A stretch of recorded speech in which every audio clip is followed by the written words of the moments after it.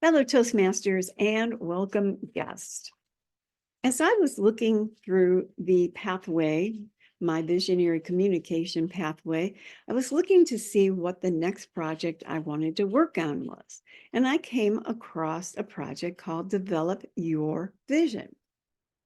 As I read through it, it said to develop a detailed vision for your personal life, your work world, or for an organization. As I read through it, I immediately got a hit. What's a hit? A hit to me is when I don't have to think about something very long. I don't have to ponder about it. It just rises to the surface. And the project that came to mind was to clean, sort, and organize my house. Something I've been thinking about for a long time. But then I started to second guess myself because really, is that something noteworthy for a Toastmaster project? But as I reread, it did say very specifically for your personal life. Then it even went on to say, be honest, choose something authentic. And don't just try to impress somebody, pick something that is meaningful to you. So I decided I'm going to go with this because I know that I'm not the only one that would have this happen, but you think about doing things, but sometimes follow through is just not that easy. If we could just think about something and it would be done, wouldn't that be great? It doesn't work that way in my way, anyways. Now, traditionally, January is New Year's resolution time. But I just read an article that said only 9% of people that make a New Year's resolution actually accomplish it by the end of the year. And that 23% of people niche their New Year's resolutions after the first week, and another 43 at the end of a month.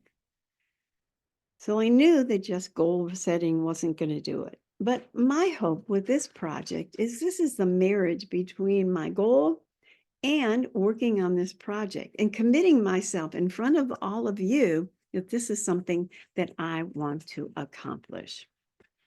They suggest in this project to have a vision of how you're going to accomplish this. Now, I don't live in a huge house, but I do have a basement, first floor, second floor, attic, and I've been living in my house for 50 years. So you can imagine I've accumulated quite a few things. Now, one of the suggestions in the project that they suggested you implement was what they called an idea map. So for my idea map, what I decided to do was for every room in my house, I actually drew a diagram of the room. This is the kitchen, and wrote or drew the areas that I specifically want to hit and clean and sort through, so that when I complete them, I can check it off. And when I complete the entire room, I can check that room off, and I'll know that I'm done with that room and I can move on to the next room. I thought that would help me keep on target and keep moving forward. I then decided to go online and get some tips on cleaning and releasing things. They suggested that I start with something small, I guess you could say, or doable, so that I could have that sense of accomplishment. It was also suggested that I make piles of what I want to keep, what I want to throw away, and what I might want to give away or donate. They also suggested to pace myself so that I wouldn't decide I was going to get this done in a week when I know that really would be something that would be impossible. It wouldn't happen. But to just pace myself. So I work on it a little bit, maybe every week or every day, so that I'm walking towards my goal at the end. They suggested that when you are going through the specific items that you're sorting through, to really question, does this add value? Does this something beautiful? Does this make my heart warm? Or is this something that's taking up a lot of my energy that I really don't even like? Maybe somebody's given you a gift and you really appreciate that you've been gifted this item, but it just doesn't resonate with you. And to be willing to let that go if necessary.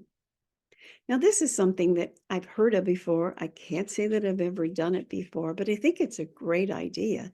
And that is that when you buy something, let's say it's a pair of slacks, that you actually go in your closet and release a pair of slacks that maybe you don't use any longer. That way, your closet doesn't get all filled up with lots of things that you have to push your way through. They also suggested that you take a picture of the before and after, which I thought was a great idea.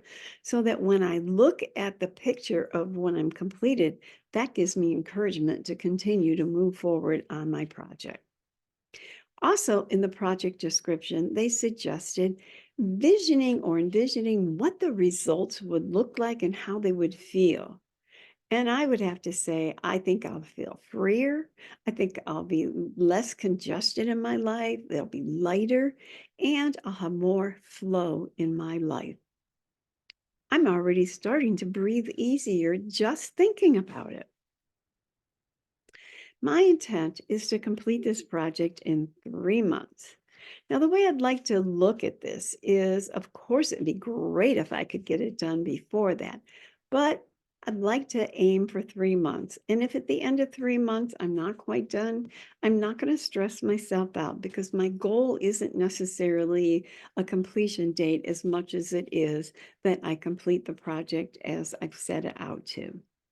Now, at the end of this project, I am to give another speech to explain how I did on my project and how successful I was at accomplishing it and how the process went for me. So that's my story, and I'm off to the races with my newest vision. Madam Toastmaster.